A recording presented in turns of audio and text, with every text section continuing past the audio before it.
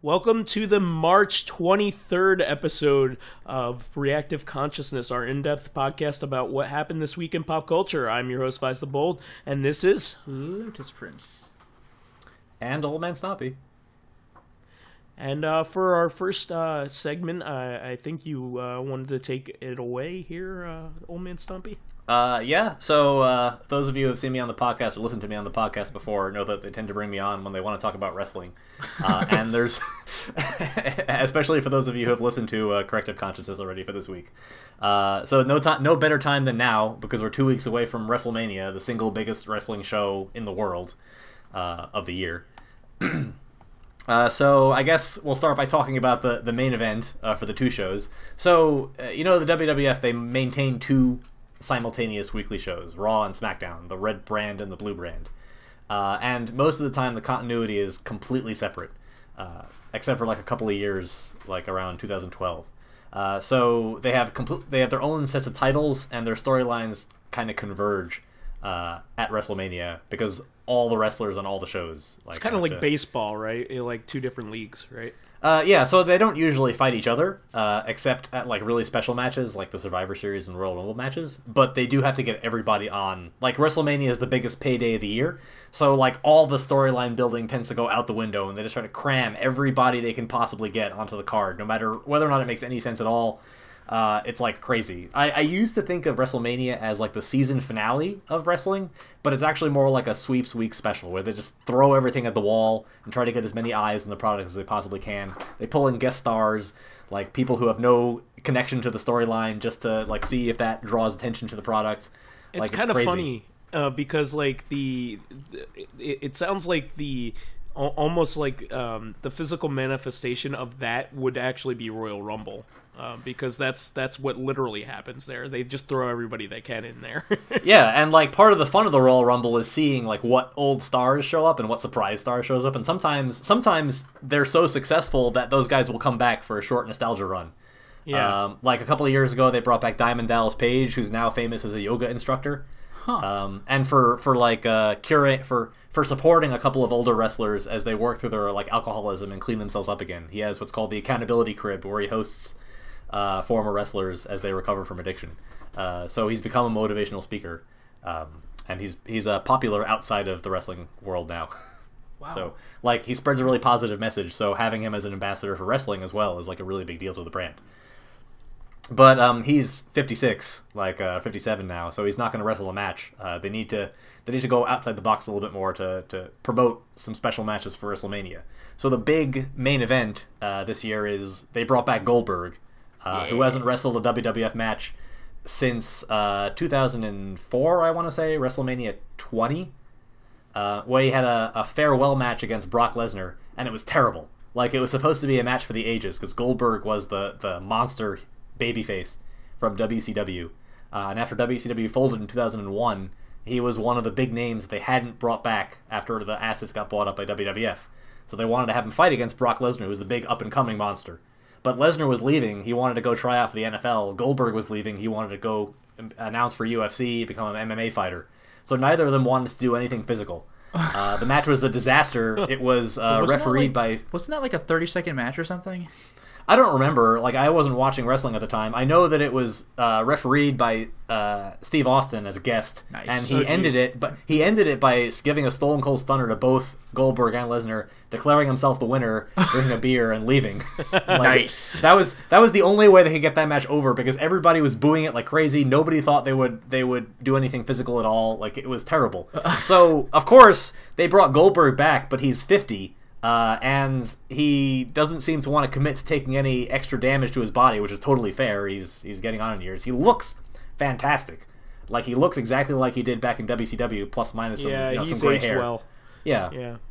He's kept himself in real good shape, but he's only had like 2 matches. One was against Lesnar. They made it sound like this was at Survivor Series in the fall. They made it sound like Goldberg was coming back to have the match that we always wanted them to have at WrestleMania 20. Oh wow! They work you a little bit because everybody knew it was the main event of that pay-per-view because all the other matches were over, and it started at like 9:35 or 10:35. So you thought that there would be about a 20-minute match. But instead, like, the bell rings, and Goldberg, like, pushes Lesnar to the ground. Lesnar gets up, Goldberg spears him, picks him up for the jackhammer, which is his finisher, and the match is over in 90 seconds. There's 20 minutes left in the pay-per-view. There's nothing left. Oh, Wow. I think that's the thing I was thinking of, because I remember seeing people complaining about it on Twitter. It's just like, oh. Yeah. So they continue the storyline that, like, Lesnar came back. He's, like, the last legend. He's the big monster. He beat The Undertaker at WrestleMania. He's the only guy to ever do that. He's beaten everybody. He's beaten John Cena. He's beaten Roman Reigns, I think. He's beaten everybody under the sun. But he can't beat Goldberg. Because I think Goldberg technically was the winner of the match at WrestleMania 20, and now he's also the winner of the match at Survivor Series. So Goldberg, like, he just asked for a title match, and he rolled over the current champion, Kevin Owens, in like 30 seconds at the last pay-per-view leading up. And now he's the champion despite not having wrestled more than about 3 minutes in the last 13 years. Pretty good. And it's frustrating because he can't, like, he physically, as imposing as he looks, like, they usually try really hard to script WrestleMania matches to make up for physical limitations of the wrestlers. So, like, at WrestleMania 3 is probably the most famous match in WWF history where Hogan beat Andre the Giant. Sure. And Andre at that point was on his last legs. He was only a couple of years from passing away due to heart failure. He could barely move, but that didn't stop, like, Hogan from going over and winning in front of 80,000 screaming fans. Like, He that also was, pile drive Andre the Giant, which is incredible. That's ridiculous. He body slammed him. He body slammed him. Sorry. Yeah. So they acted like that was the first time Andre the Giant had ever been body slammed, which worked in the 80s, but not so much now in the internet age, where, like, someone has compiled a video of like 30 other times Andre the Giant has been body slammed by, like, Antonio Inoki in Japan and several other, like, wrestling, including Hulk Hogan. It's not like anybody has all of those things on tape at the time, It's not like you could look it up anywhere. Yeah, it was real hard to find. I mean, Meltzer probably knew about it because he was writing the newsletter at the time. He actually gave that match like -4 stars because it was just so sad for him to watch, like, Andre the Giant stumble around the ring. Sure. Yeah, But anyway, I mean, he had really bad back problems at the time. Yeah, he had bad everything. Like, so he had the same condition the Big Show had, but at that time, I think they didn't have the surgery that allowed him to correct his pituitary gland. So the Big Show was able to stop his growth from overtaking his heart. And so he'll hopefully lead a healthy life outside of the ring once he retires. Sure. So yeah, Goldberg is still wrestling, but not very much. So it's unclear, like, how good the match is going to be and how much time they're going to take and what it's going to look like. Because Goldberg was never a good wrestler to start with. That wasn't his gimmick. His gimmick was that he was a juggernaut who would beat everybody in 30 seconds. His catchphrase was, "Who's next?" He would just beat a guy, say, "Who's next?" Everybody would cheer. Oh, I actually remember that. Like, I didn't get it at the time. I had to look it up. But, I mean, this is, of all things to bring up. You know the Christmas horror movie, Santa Sleigh? Oh, is that the Santa Sleigh? SLAY? Yeah. This is like your only context for Goldberg, so you tell this story every time we talk about him. Yeah, but, like, yeah, in the post-credits scene, he's looking at his naughty nice list, and he's like, "Who's next?" So like, yes. he entered the Royal Rumble this year. He was the first person to announce his entry. And he was like, "They want to know if I have one more title run in me. So, at the Royal Rumble, everyone's next." That's Like, wow. amazing. But, like, after a certain period of time, like, his age caught up to him. Like, his entrance, it involves this long walk where they knock on his locker room door, and he walks all the way out from backstage, all the way to the ring. And he usually, like, headbutts something to show how tough he is, or to, like, get himself, like, hyped up for the match. Yeah. But at an earlier match, just to deliver a promo, he did the headbutting thing, and he, like, concussed himself, and he forgot all his lines. So he announced on Twitter that he would no longer be headbutting things on the way back to the ring. Oh. So, like, it's just, I don't know how this is going to work. Like, this is the cost of bringing all these older wrestlers from the late 90s and early 2000s, like, back to main event WrestleMania. Make sure you don't break them. Yeah, the other big guy who always comes back specifically for WrestleMania is The Undertaker, who's 51 now, and also, like, can barely move. Like, every year, they wonder if his knees will hold up, because he's delivered so many of those pile drivers that he takes on his knees that, like, he can barely walk. Like, even when he's just delivering a promo to the ring, and he has this, like, long, plodding walk to the ring that's, like, part of his signature when he does his entrance. And, like... But that's probably just out of necessity. Yeah, so actually at the Royal Rumble they didn't show this on TV, but a lot of the bigger older guys, they had like a Segway that rode them down the long ramp to the ring. Wow. So yeah, and I think the Big Show had one. He's 46 and he's still wrestling. I think he's wrestling Shaq. But like Shaq? Yeah. So Shaq actually appeared last year at WrestleMania in their like Battle Royal they have every year. So I told you they tried to get everybody on the card. And one of the ways they do that is they usually have a Battle Royal. So at WrestleMania 30, they rebranded it the Andre the Giant Memorial Battle Royal to like signify a Battle Royal that Andre the Giant won like back at the start of WrestleMania or something like that. And they give like a... Shaq has really revealed himself as a heel lately. Did you hear about like the recent news about him? I have not. Oh yeah, he came out as a flat earther. Oh yeah, I saw this.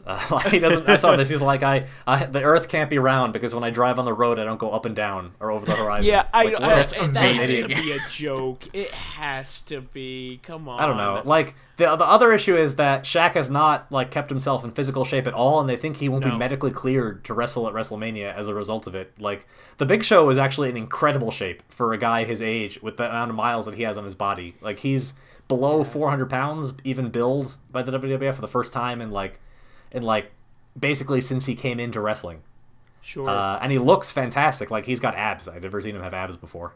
He's like a big round guy. Yeah, I mean, Charles Barkley even makes fun of Shaq all the time. Like, that's saying something when Charles Barkley was known as the round mound of rebound when he was playing. Please tell me that he calls him a chump.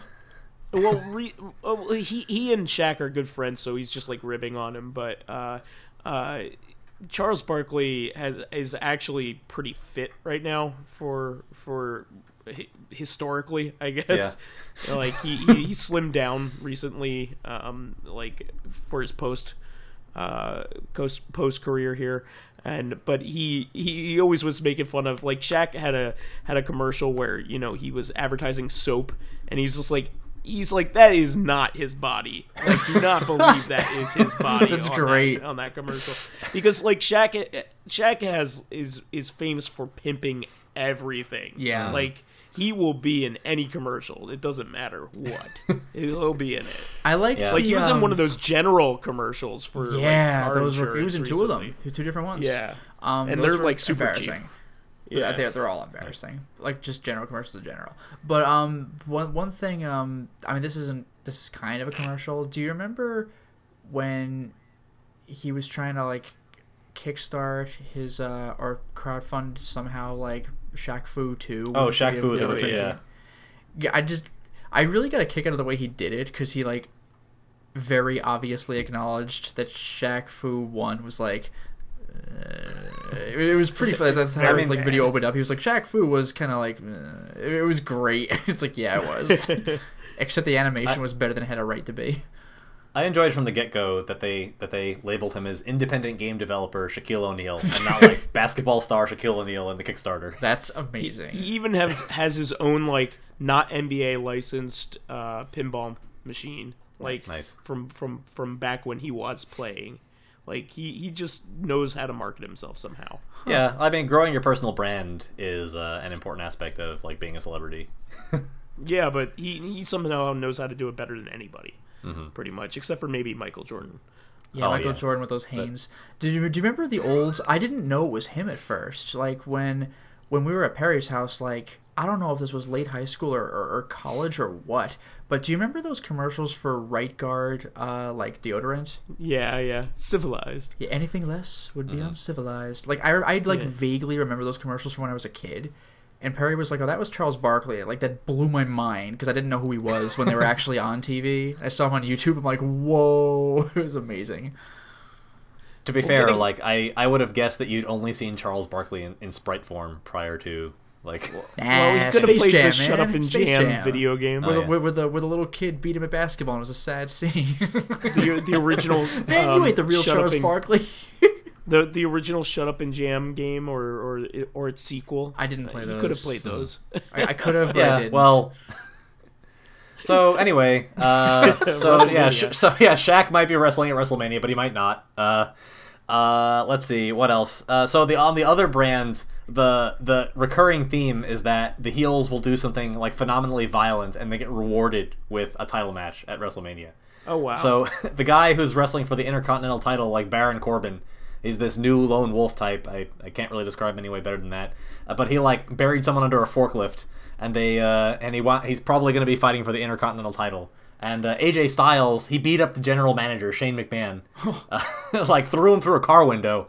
And Shane was like, "You want a match at WrestleMania? You've got one." They fired him, then they brought him back, like in storyline. Like they fired him for throwing the general manager through a window. The manager rehired him to beat him up at WrestleMania. It's like, this is not a good risk-reward structure for your company. I don't think that, like... I wish this could happen at my job. And the title match is between Bray Wyatt, who's like a Cape Fear-inspired cult leader. He used to have what's called the Wyatt family, and he used to worship this unknown figure called Sister Abigail, who was like some woman he knew in his past. And he had this Wyatt compound, which was supposed to be partially the WWF's answer to the Hardy estate when the Broken Hardys saga started. So they like went there and they filmed this really gritty like tag team match. But it didn't take off quite as much, so you probably haven't heard as much about it. Anyway, he had these two like redneck guys who would follow him around all over the place, and they were like his bruisers. And he sort of took over. He like hypnotized Randy Orton, who is one of the top stars in WWF. He's the top star, one of the top stars on SmackDown right now. I don't know. He's the RKO guy, if you remember him from memes on the internet a while ago. So Orton became part of Wyatt's cult, and he won the Royal Rumble, meaning that he should have had the right to challenge Bray Wyatt for the title at WrestleMania. But he said he wouldn't because he was a good member. You know, he was a good member of the family.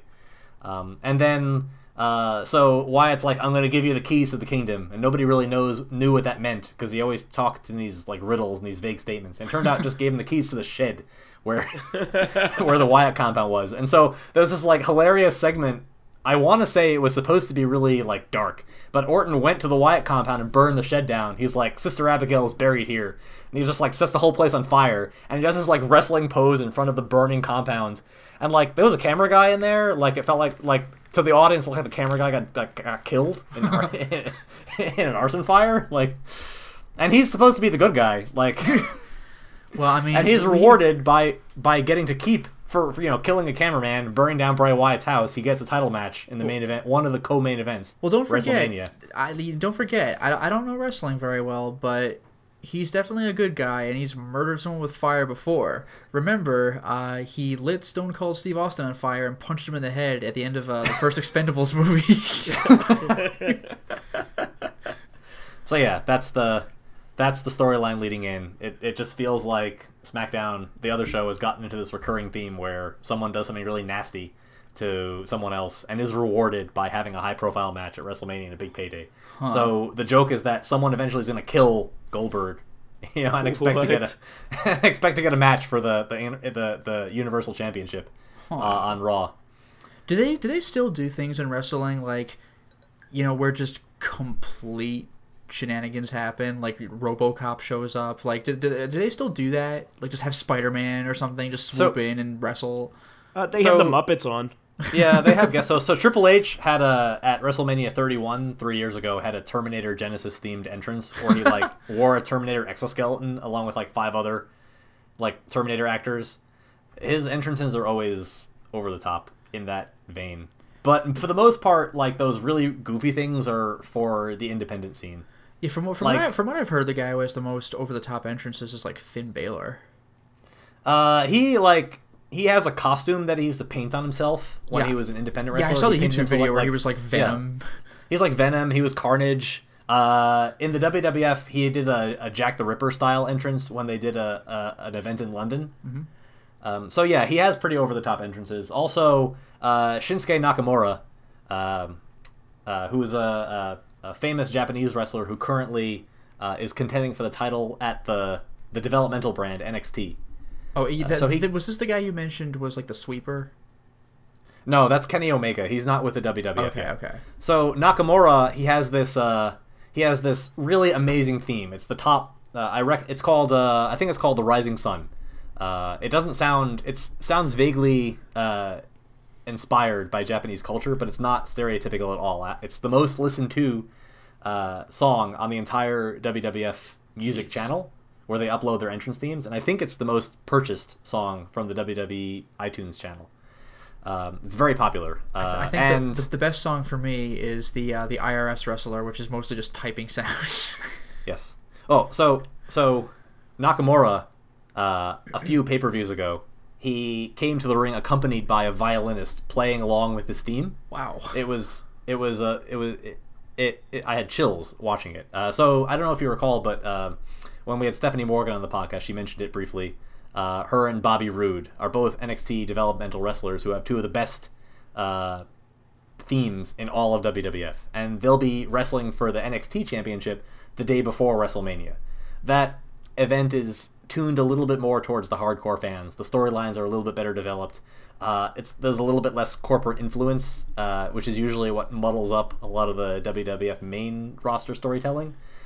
So I would highly recommend it for fans who want to watch wrestling to try that first, see if they like it, and then just try to enjoy WrestleMania and ride it out, because everything resets the day after. Usually they debut a bunch of new people the day after WrestleMania, and the storylines get a little fresher. But right now it's just full of like The Undertaker, Shane McMahon, like Goldberg, Brock Lesnar, all these guys, Triple H, all these guys who were popular in the early 2000s, late 90s, and it's still fun watching them come back.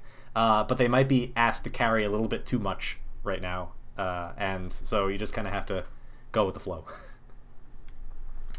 Gotcha. Yep.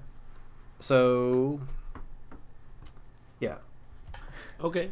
So that's that's WrestleMania.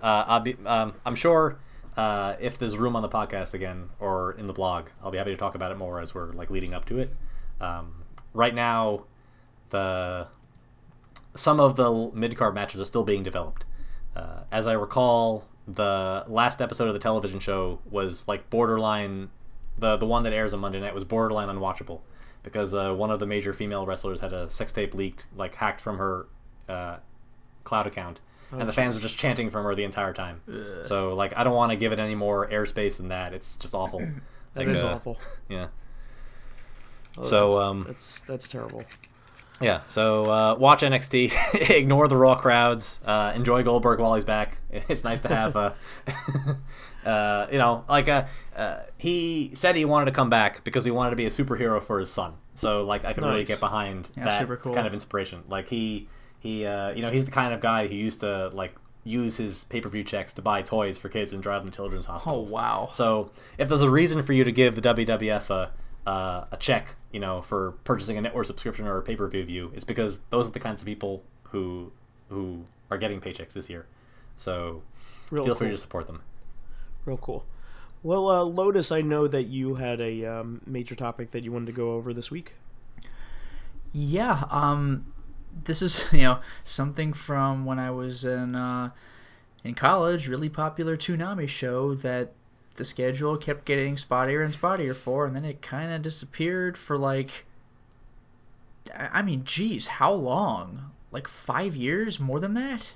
It's been like 10. God damn. But yeah, Samurai Jack, man, it's finally back. Except not back to the past, it's in the future, actually. Back to the present? The present? No, actually, it kind of is the future. See, I didn't see the last few episodes of Toonami Samurai Jack. I just kind of fell off after a while, because if Cartoon Network wouldn't care to freaking give it a proper schedule, then like what am I going to chase them down? So I missed out on that. Apparently some bad stuff went down. Apparently Samurai Jack lost his sword, which really sucks, because he can beat anybody he fights. But literally, as far as we know, the only thing that can kill his nemesis Aku is that sword. So basically, Jack can go around doing all the good he wants, but he cannot kill Aku. So I don't know where this is going to go. Now, here's the twist. Episode 1 establishes this, and it looks like it's the beginning credit scene for like every episode, but we are like 53 years into the future. And by the way, it's 13 years since the last episode. Oh my god. Okay. 13 years. Yeah. And the episode title references what you're talking about, because the 50-second the episodes are all usually in the original run referred to by the episode number. Yes. So the title of episode 52 is literally 52, but the new one is called 92. That's fantastic. That's fantastic. I didn't even pick up on that. But yeah, it's like 52 or 53 years in the future. And the reason Jack is in the future at all, because he's an actual samurai, is that the whole gimmick was he was about to kill Aku in, the past, but then Aku, like, threw a time portal at him and just warped him to the future. So while Jack was out, Aku just straight up took over the world.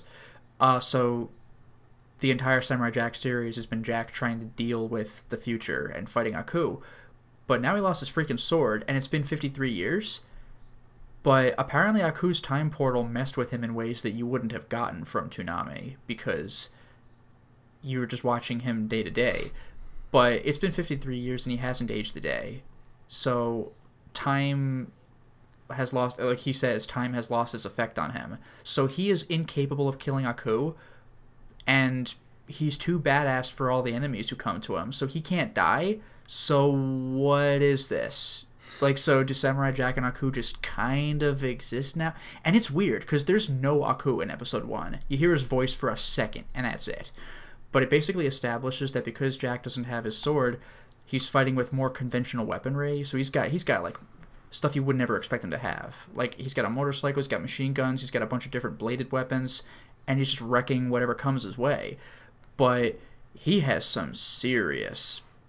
I don't know if you'd call it... I guess it is PTSD, but he just keeps having flashes of his parents and fellow villagers, like, where the hell are you? How come you haven't succeeded yet? What are you even doing with your life? And he's just like, dude, I lost my goddamn sword, I don't know what to do. And, like, this actually is established that this isn't one of those things that's just in his head. Like, obviously the visions are, but occasionally the camera pans out and he's just talking to, like, the river, like he's actually speaking out loud to nothing. So he's fighting this really sick badass, like, music-based warrior who, like, has a magic flute that he keeps playing, and it, like, summons rock golems and makes all sorts of weird stuff happen. And, Jack tries taking a swipe at him, he jumps away, he keeps playing his flute, and then Jack has one of his PTSD flashes, and the guy just stops playing the flute and just stares, and he's like, whoa, okay. Like, and there's just, like, this weird, awkward moment where, like, the fight just kind of comes to a halt for, like, 10 seconds. And he's just like, dude, this guy's got more problems than I thought. Well, okay. And then they get back to it. It was a really strong episode, and it's definitely a more mature take on Jack. But there's also a subplot with Aku still has worshippers. And there's this group of women who are, like, giving birth for the sole purpose of having their kids turn into child soldiers for him. And you get a brief sort of montage of the child soldiers training. Holy shit, it's brutal. Like, it's ridiculous. Like, they're definitely, like, 6 or 7 years old and going through, like, grueling training and just straight up getting the shit beat out of them by, like, people who are not really holding back, except they don't want to actually kill them, except for their final test where it is to the death, and the kids are, like, killing their instructors to pass, and it's just like, god damn. So they basically grow up in training, like, in the most harsh conditions. So episode 2 is when they actually fight Jack. Episode 2... I mean, there's basically the half before the commercial break and the half after. The before half is a bit on the weaker side, which is kind of a shame because you finally see Aku. But it's interesting because Jack can't beat Aku. It's physically impossible unless he gets his sword back or somehow contrives another way to beat him. Because, I mean, his sword was forged somehow, right? But we're not really touching that subject. So he's just kind of wandering. He's like, I don't know how I'm going to beat Aku. I'm just going to... So he's not becoming jaded, but it's like, what do I do? Meanwhile, Aku is becoming jaded. Like, a lot of episodes start with some goon of Aku going, I know how to beat the samurai. I have this. And Aku's like, yes, go get him. They do that again. These guys have this giant, like, insect robot thing. And they're like, we've contrived a way to beat the samurai. And Aku's just like... I don't really care anymore. Like, if you want to beat him, go ahead. I don't care. And he just, like, retreats, and it's really weird. And you see, like, Aku, like, melt. Like, you know how Aku could take, like, any shape? He sort of melts into the ground, and his face is on one side, and he produces another face on the other side, which grows into a therapist, and he's, like, having a therapist discussion with himself of, like, what do I do with my life? It's almost an existential crisis, because he's had the world conquered for God only knows how long. And he's like, well, the samurai can't beat me, so, like, I guess I could throw some things his way. It's just really weird to see, like, give zero fucks Aku. Like, it's bizarre. Because, like, he was always bombastic and over the top. Like, foolish samurai. Like, even during his mundane moments, he would be hilariously over the top. Like, one of my favorite Aku moments is a supremely stupid one from an old episode where he's ordering pizza, and you don't hear the voice on the other side. You just hear Aku going, like, doing one of those things where it's a one-sided conversation that explains everything to you. Like, yes, uh-huh. Oh? If it's not here in 30 minutes, then it's free? Excellent! Ha! Ha! Ha! Ha! Ha! And then they, like, hang up on him. It's like, this is the shit he does. But, like, now we have just super jaded, bored with life Aku. And it's weird. But meanwhile, you know, the subordinates are, like, out to kill the samurai because they know that he's still a legitimate threat in some way or shape or form. And this is where the episode gets freaking awesome, because they show up out of nowhere and they're vicious. So Jack has to hide for a little bit. But the second half of the episode, oh my god. Like, that, like, it's a really tough call between the second half of the second episode and basically the entire first episode. It gets artsy. Like, they do stuff with light where, like, it's a pitch black room and there's this, like, glowfly, like this green firefly producing brief bits of light for, like, both the hunters and Jack, and it gets crazy because there's 7 of them, and they're chasing Jack into some ruins where he just runs in blindly, and they run in after him, but they're also don't know how to navigate the place, and it's a really interesting dynamic. It's something you don't usually see. Jack's hiding somewhere, but the assassins acknowledge that he's the biggest badass ever, so they all split up, and all of them are very carefully stalking their respective tunnels because he might be in them, so everybody's tense.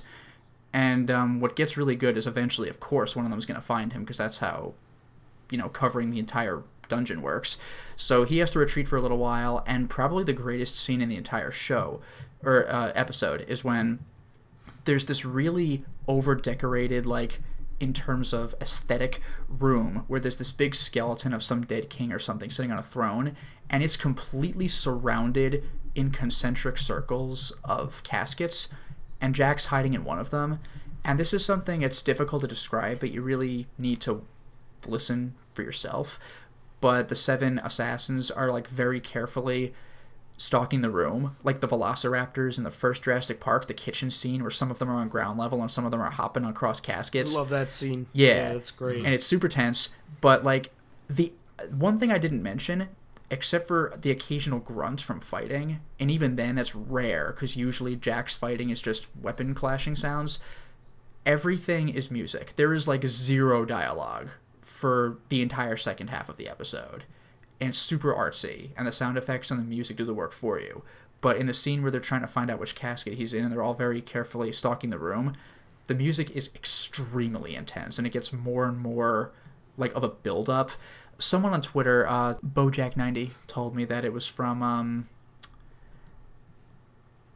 it was like a cover or a remix of one of the Clint Eastwood themes from maybe The Good, Bad, and the Ugly or something. Like, the final shootout scene, I wouldn't know, but it was this really intense the music. Mexican standoff theme, probably. Yeah. Possibly, but it was this really intense theme that just kind of got stronger and stronger. And, like, regarding watching, you know, like, I've watched a lot of shows that, you know, get me really tense or whatever, but it's very difficult to tell the last time that's happened to me when I've been watching, you know, like on actual TV, like Toonami or Adult Swim. Like, I was seriously tense for, like, pretty much the entire last, like, 10-15 minutes of the episode. It was extremely well done.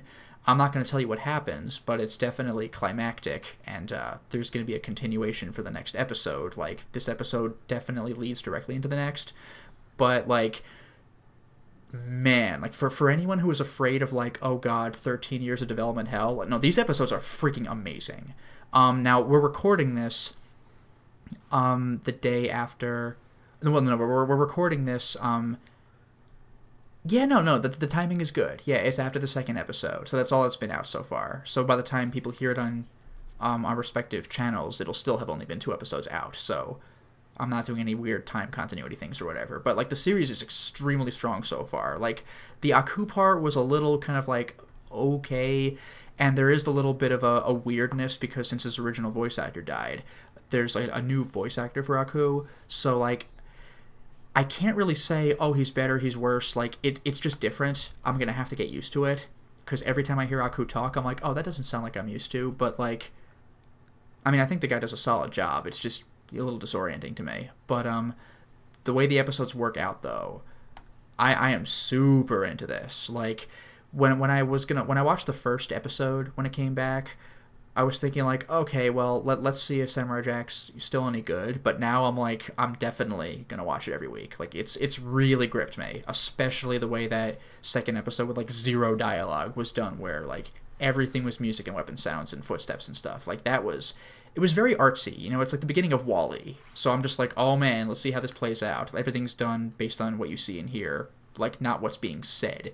So it definitely has my attention, and it's a very grizzled, like, I've had enough of this, you know, Samurai Jack and Aku. You know what? If I'm not mistaken, so the new voice actor for Aku is Greg Baldwin, who also replaced. So the original voice actor Aku was Mako, who passed away a few years ago.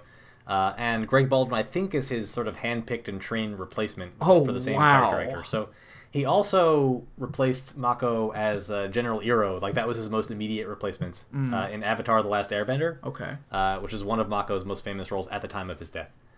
So Greg Baldwin came back and played Iroh, I believe, in the Korra series and also in the last episode, last arc of Avatar. Nice. And now he's Aku. So he doesn't sound quite the same, but he was trained to be Mako's replacement. Yeah, I would say obviously he doesn't have the voice because, you know, people have different voices, but like he does have the cadence, like the delivery style, like the way Aku the way he speaks and like says his words. You know, kind of like the rate at which he does it, like that does feel authentic. Yeah, I mean, I can visualize it because you and I and Vice, I'm sure, have watched the original Samurai Jack, so I can picture it in my head. He has a way of lengthening certain words, but not others. Like, again, like, foolish samurai. Like, he always does that. So it's rather interesting. And he still talks like that, like, we have to kill the samurai. Like the way he just kind of spits the word samurai out, like, that definitely feels familiar, even though it doesn't sound familiar. Like, it's kind of interesting. You know what I didn't realize is that Jack is voiced by Phil Lamar, and he's a very storied... Are you serious? Yeah. Wow. He's a fantastic voice actor that has been doing voice acting work for a long time. I mean, people may have known him back in the 90s from like Mad TV and stuff, but he has done tons of work as a voice actor over the last 30 years. Yeah. He's been in pretty much every well-known cartoon that you can think of. Here's the thing. A ton of different types of characters too. Like he's been a lot of characters over the years. He's probably been a lot of characters I've heard, but I don't know if I could place them at first because I don't have a type for his voice yet. So he did Jon Stewart for Green Lantern. Green Lantern for in the Justice League series. He did Agent J in Cartoon Men in Black. Cartoon Men in Black. He's let me see. Well, he's the first from Futurama. What? He's Hermes. Oh, he's Hermes. The first time I ever saw his name, I believe it was for Vamp in Metal Gear Solid 4. Oh yeah, he's Vamp. I mean, well, also 2, of course, but like, it's just really hard for me to picture Jack's voice and then Vamp's like super deep voice. Like that blows my mind. Yeah, he was Static Shock. Let's see here. He is this guy's got a range, man. Yeah, I mean he's been in bit parts in almost every show you could think of. He was in Invader Zim. He was in the Proud Family. Harvey Birdman as Black Vulcan. which makes total sense because he's pretty much a parody of Jon Stewart there. Nice. He was one of the characters in many characters in Grim Adventures of Billy and Mandy. Let's see here. He was in Kim Possible. He was in Ozzy and Drix, the spinoff for Osmosis Jones. There was a spinoff for freaking Osmosis Jones. Okay. Yeah, I mean he's been in everything, like, and so it's just really cool to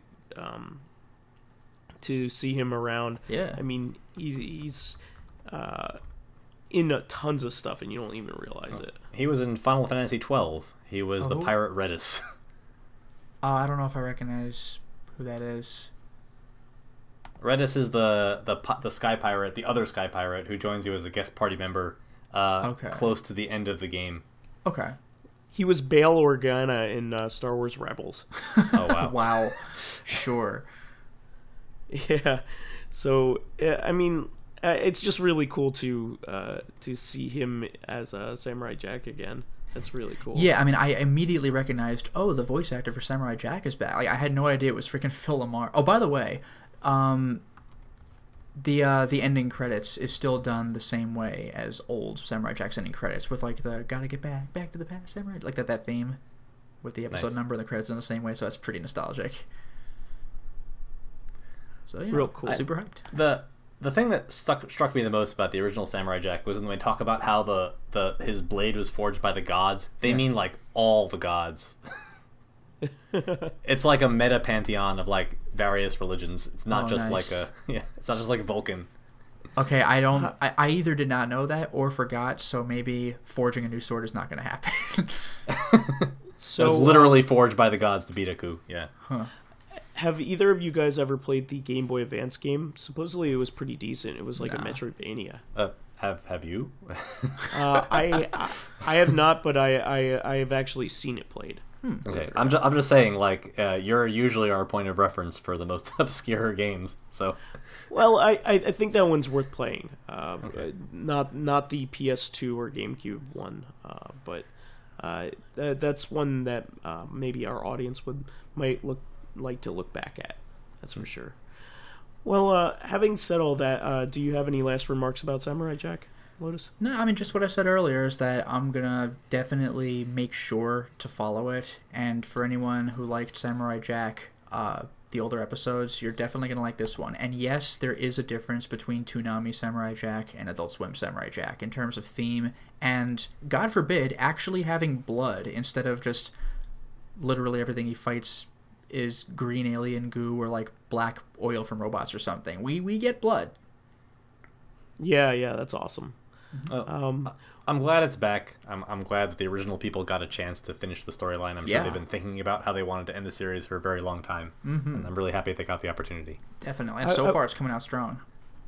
Yeah, I just love these comeback stories, where they've finally gotten to do exactly what they've wanted to do and give their character a good send-off.